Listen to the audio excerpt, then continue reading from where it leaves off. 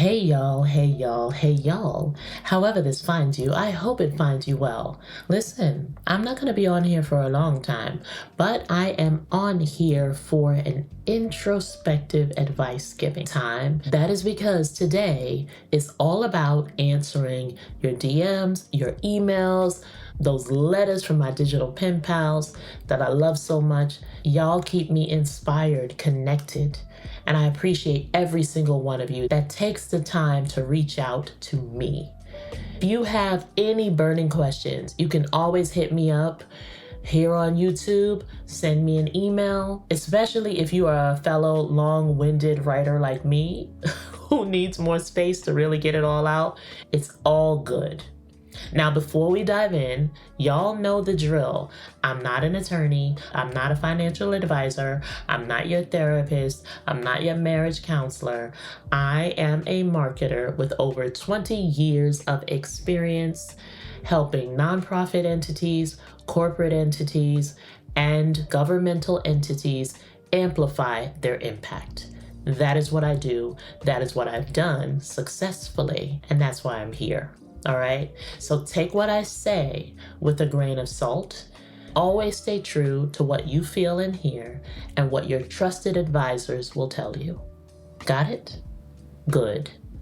Let's get into it. To kick it off, let's talk about nurturing friendships during busy seasons. Let me tell you a quick story. Recently, I decided to show up for this individual, even though it seemed like I didn't have the capacity. Now, I want to be clear. There is something to be said about managing boundaries and about people pleasing. You don't want to get into that. We don't do that here. But I knew that I could afford it, right? Because I make my schedule. I knew that I had some flex in my schedule. And I'm glad that I did. I'm glad that I made the choice to spend this time with this person who really needed me. And in the end, I benefited. They gave me a gym and they didn't even know that they were giving me a gym. So it all worked out. And I do believe it's because I came with that energy, that openness, that wanting to be there for them fully with no expectation. Showing up matters. There's just something about carving out time for your people, even when it's not convenient, even when you'd rather stay home.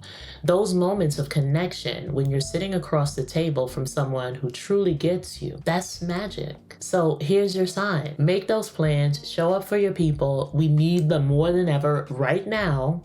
All right. This question that I got, it's all about navigating career pivots, which is especially wild in this market. Yvette wrote to me. She says, "Hey, Dupe, unfortunately, I was laid off from my job at a nonprofit 3 weeks ago. Luckily, I saw it coming and got certified as a fitness coach. So I have some part-time work to fall back on.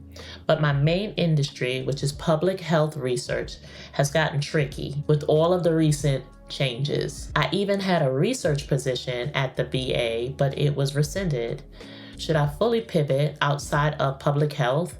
And how can I find positions that match skills outside of this space?" Yvette, first of all, I am so sorry that you're going through this. This market right now is absolutely no joke.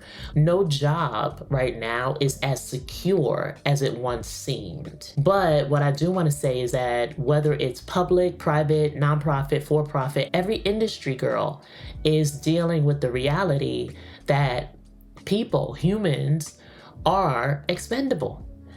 The key is to not let that shake your confidence. You've got the skills from what I'm reading, and those skills are valuable. So leverage them. Your experience in public health research likely means that you are great with data and data analysis, and that's huge. So perhaps look into roles at universities, healthcare companies, or even consulting, where those skills will translate beautifully. Cast a wide net. So don't lock yourself into just one industry. There are so many spaces that need sharp minds, thinkers, people who have research background and analytical skills. And that's from tech startups to educational institutions. In the meantime, if you haven't already, consider an LLC. I always believe that everyone should have, if they can, an alternate stream, something else, so that if a rug gets pulled from up under you, there's a mattress, even if it's an air mattress, to fall on. Yvette, you mentioned that you have a coaching certification, which I love. So if you haven't already, I want to know, have you thought about setting up an LLC? It could open up opportunities for small business tax credits and give you a safety net as you explore new career paths. And then you've likely already done this, and that is keeping the receipts, curating, gathering them all together. And that could be praise from management, recommendation letters from colleagues that you've used to work with, your previous performance reviews. Keep a digital file of all of this documentation because this comes in handy when you are applying for new roles. Keep pushing, friend. From the sounds of it, you are resilient, and this is just a pivot. It is not a setback. All right. Our next question comes from Bev, who's turning 29 and feeling weighed down by financial mistakes that she made in her early 20s.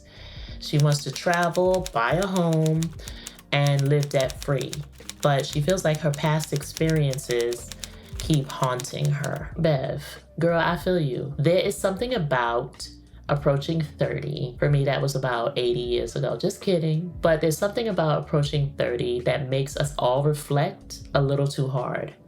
But here's the truth. You've got a lot of time and you are not your mistakes, okay? You want to embrace radical acceptance. Like I've heard in therapy, radically accept where you are. This is where you are. It is what it is. Do not be ashamed. Don't feel guilty. Just accept it. And then now when we're looking at these debts that you have, prioritize them.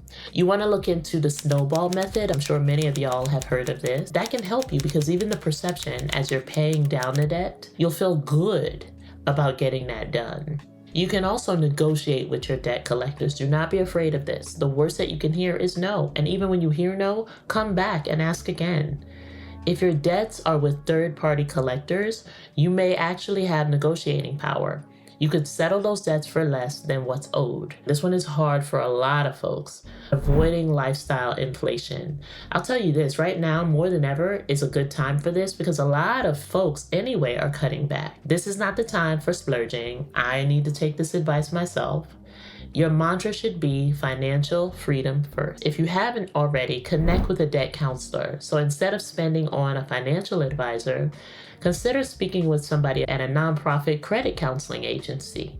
They can help you to create a practical debt payoff plan. Then I want you to celebrate your progress.